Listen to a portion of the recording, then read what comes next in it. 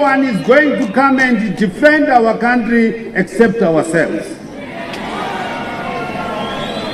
A loud and clear no to corruption by whomsoever.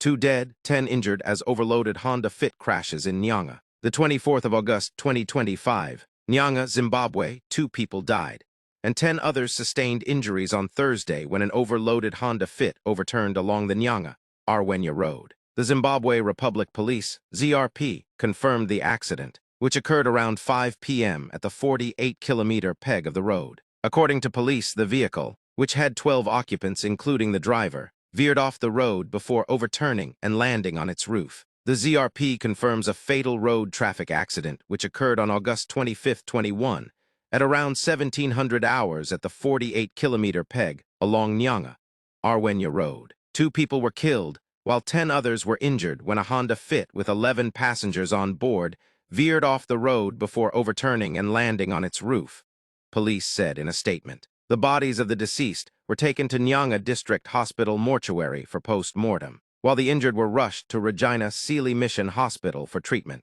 Authorities have urged motorists to avoid overloading vehicles and to exercise caution when traveling on the country's roads.